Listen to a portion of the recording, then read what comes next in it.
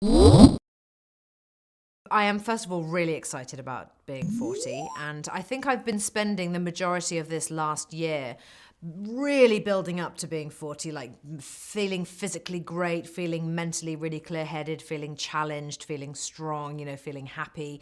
So I'm so ready to be 40. I'm like, I can't wait. Like it's been an amazing decade, and I'm really ready for the next one. So I am excited. And my greatest achievement is my beautiful children, for sure. And I think that every single day. The character of Joanna Hoffman that I play in the film, she is based on a real woman.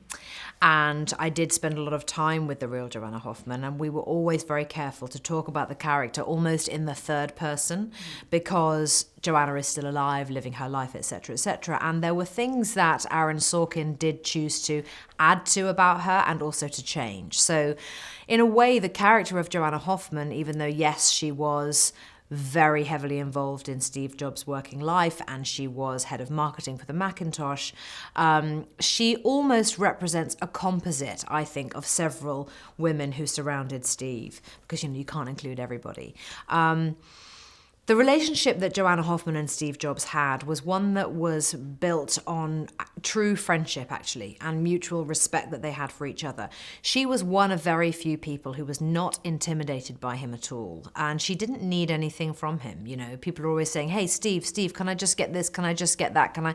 They all needed something from him, and she would just say, "Are you being nice?" She just needed him to be a good person. My take on technology is that it's absolutely amazing, but it could also completely destroy us. And I think that people do get addicted to it. And, you look everywhere you look, on the subway, just even walking down the street, everyone's like this, like this, like this. We have to remember to look up and just view the world and be in it, And I think that there's nothing worse than sitting on a train and watching people constantly doing this, because I find train journeys so spectacular, and there's so much to see outside the window that you may never ever see again. And I just don't want to miss any moment. So that's how I view technology. It's necessary, but I think we have to be very careful. I think we have to be really careful with children, and we have to really protect them, because, of course, they have access to so much at school, but they also see their friends having so many of these things. And my children, quite honestly, are a little bit different. So my daughter does have an iPhone. Yes, she does. She really does need that for school.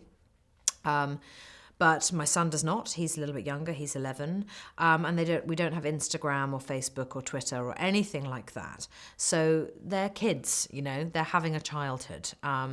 And I think that's what's really important, is remembering to give children the opportunity to be a child, because it's gone so fast, and the foundations of who you are as a person really are laid, between, I believe, the ages of birth to, 14 years old. So we have lots of rules, and I'm very protective.